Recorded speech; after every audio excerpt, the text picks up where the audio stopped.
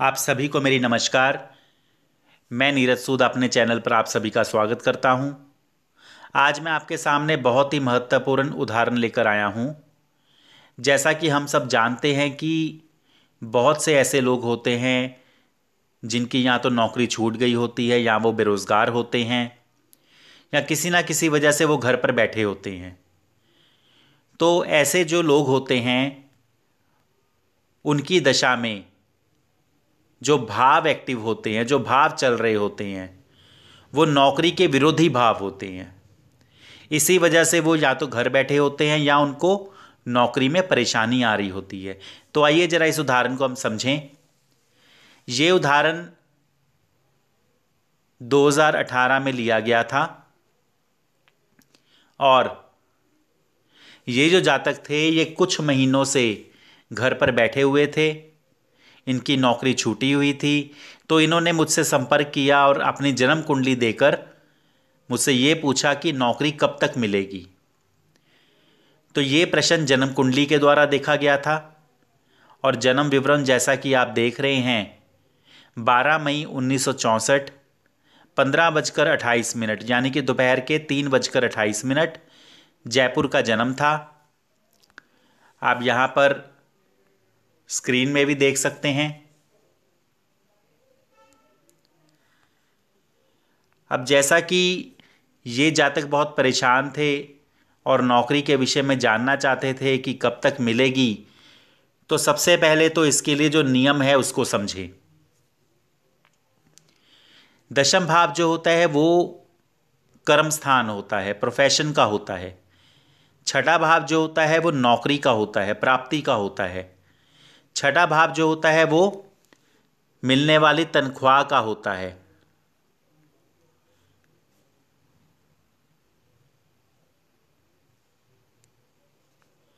तो यहां पर जो नियम है, दशम भाव का उप नक्षत्र स्वामी 2, 6, 10, 11 भावों में से देखिए यहां पर जो दूसरा भाव है वो धन का, छठा भाव है प्राप्ति का, दशम भाव है कर्म का, प्रोफेशन का, 11वां भाव है लाभ का, इच्छा का। तो नौकरी मिलेगी तो धन भी मिलेगा, सैलरी भी मिलेगी, कर्म भी कर रहे होंगे और लाभ भी मिलेगा। और नौकरी के द्वारा जो भी सैलरी मिलेगी उससे हमारी ज़रूरतें, हमारी इच्छाएं जो हैं वो भी पूरी होंगी। तो इसी प्रकार से छठा भाव जो कि नौकरी का मुख्य भाव होता है, छठे भाव का उपनक्षत्र स्वामी भी इसी प्रकार से इन्हीं भावों का कार्येश हो तो नौकरी अवश्य मिलती है। तो यहाँ पर दूसरा, छठा, दशम और 11वां भाव जो है इनके कार्येश ग्रहों की दशा, अंतरदशा, प्रत्यंतर दशा में नौकरी मिलेगी, ऐसा हम समझेंगे। अब इस कुंडली में दशम भाव और छठे भाव के उपनक्षत्र स्वामी को देखें तो जैसा कि आप देख रहे हैं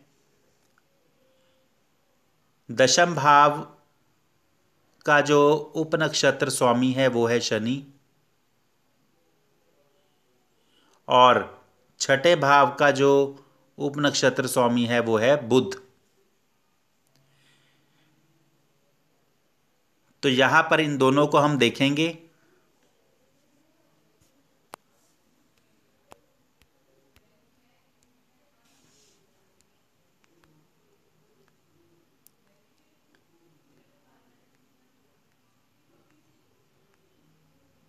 अब यहां पर शनि को यदि देखें, पंचम भाव में स्थित है, 5 और 6 का स्वामी है, राहु के नक्षत्र में है। और जो बुध है सप्तम भाव में स्थित है, 1 और 10 का स्वामी है, केतु के नक्षत्र में है। तो यहाँ पर शनि राहु के नक्षत्र में और बुध केतु के नक्षत्र में। तो राहु तथा केतु के भी जो भाव हैं अन्य, उनको भी देख लिया जाए। शनि जो है राहु के नक्षत्र में है और राहु 2 और 10 को भी दर्शा रहा है। और बुध जो है केतु के नक्षत्र में है और केतु दूसरे भाव को भी दर्शा रहा है और साथ में 8वें को भी, जो कि रुकावटों का है।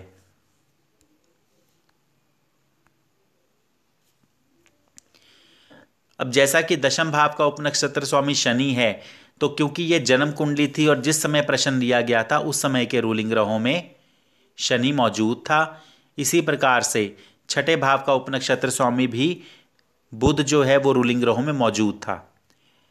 अब यहाँ पर शनि 2, 6, 10 भावों का कारेश है, साथ ही 1, 5 का, और शनि अनटेनेंटेड होकर 8 और 10 भावों का उपनक्षत्र स्वामी भी बना है।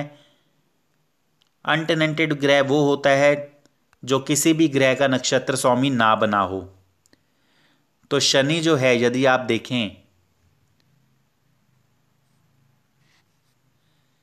यहाँ किसी भी ग्रह का नक्षत्र स्वामी नहीं बना है, इसलिए वो अनटेनेंटेड है। अनटेनेंटेड होकर जो शनि है वो किस किस भाव का उपनक्षत्र स्वामी बना है, ये हम देखें तो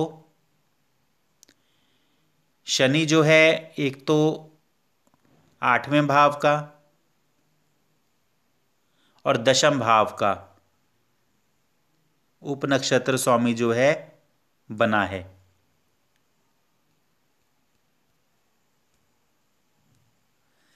तो यहां पर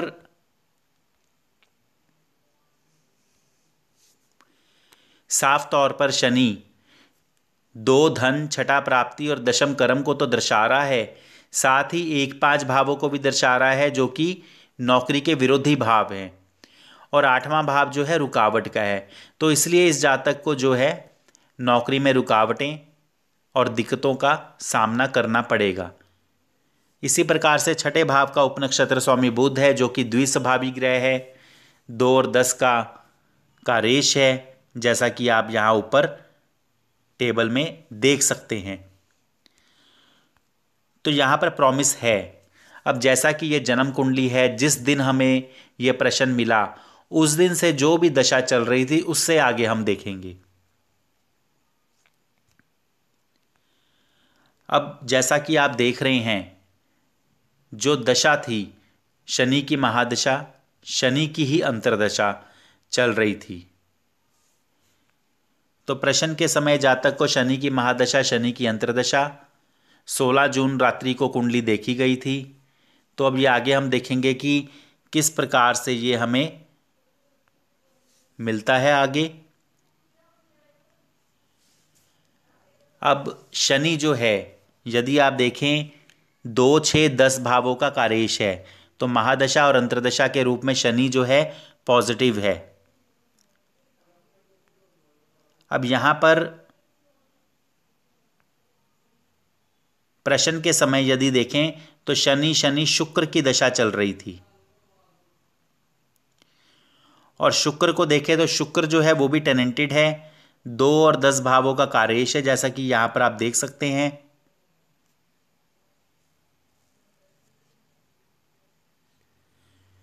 शुक्र जो है 2 और 10 भावों का कारेश है, परंतु यहां पर यह भी देखने लायक है कि महादशा स्वामी जो शनि है वो भी 2 और 10 भावों को दे रहा था। तो इसलिए हम आगे की प्रत्यंतर दशा को देखेंगे जो कि सूर्य की प्रत्यंतर दशा, शनि सूर्य की, और शनि सूर्य की दशा 17 सितंबर से 11 नवंबर तक। अब यदि सूर्य को देखें, सूर्य टेनेंटेड है, यानी कि वो अन्य किसी ग्रह का नक्षत्र स्वामी बना है। सूर्य अपने ही नक्षत्र में है, रीइंफोर्समेंट है। सूर्य टेनेंटेड है और उसका उपनक्षत्र चंद्र जो है आगे सूर्य के ही नक्षत्र में 8, 12। तो यहाँ पर सूर्य अपने ही नक्षत्र में रीइंफोर्समेंट 8, 12, और टेनेंटेड होने से उसका उपनक्षत्र चंद्र आगे फिर सूर्य के नक्षत्र में 8, 12। तो रुकावट और व्यय, 8वां भाव होता है रुकावट का, डिजेक्शंस का, 12वां भाव होता है व्यय का, परेशानी का। तो सूर्य की प्रत्यंतर दशा में नौकरी मिलना मुश्किल। अब यहाँ पर उसके बाद शनि की महादशा में, शनि की अंतर्दशा में चंद्र की प्रत्यंतर दशा। अब चंद्र को भी देख लिया जाए। शनि चंद्र की दशा 11 नवंबर 18 से 11 फरवरी 19 तक। अब चंद्र को देखें, चंद्र अनटेनेंटेड तथा चंद्रमा जो है 11वें भाव का स्वामी, इच्छा पूर्ति का।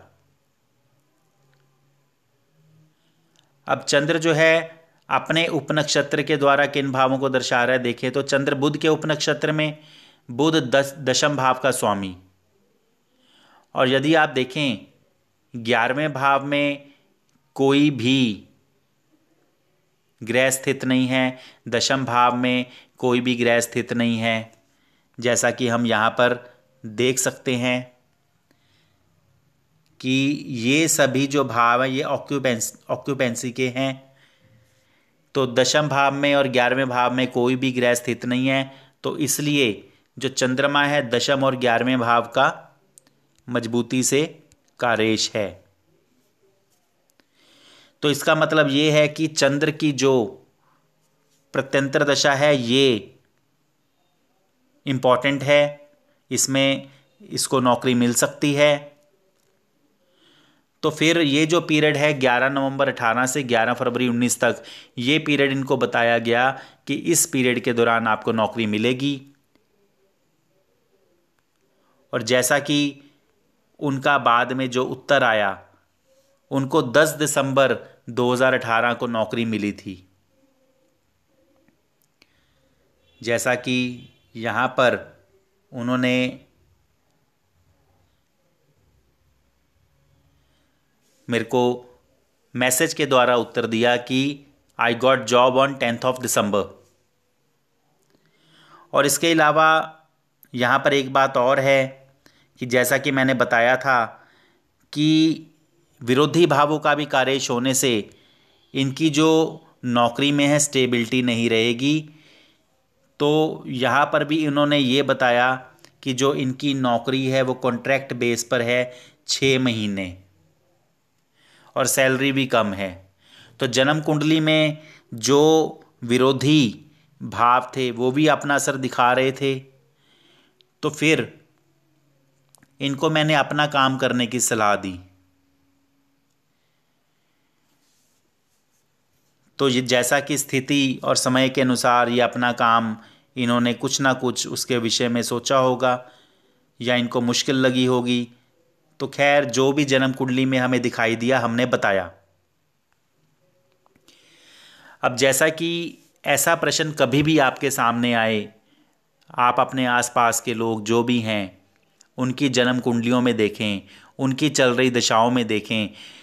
यदि वो बेरोज़गार हैं, यदि उनको नौकरी में दिक्कत है, यदि उनकी नौकरियां बार बार छूट रही हैं, तो उनकी दशाओं में और उनके जो नौकरी के मुख्य भाव हैं, उनके उपनक्षत्र स्वामी, ये सब 1, 5, 8, 12 भावों को एक्टिव कर रहे होंगे। जो दशा होगी वो 1, 5, 8, 12 की एक्टिव होगी, इस वजह से उनको दिक्कत आएगी। तो इस प्रकार इस उदाहरण को आप समझें। कोई प्रश्न हो आप पूछ सकते हैं, उसका उत्तर अवश्य मैं दूंगा। और कोशिश करें कि इस उदाहरण को आप हर जगह शेयर करें। धन्यवाद।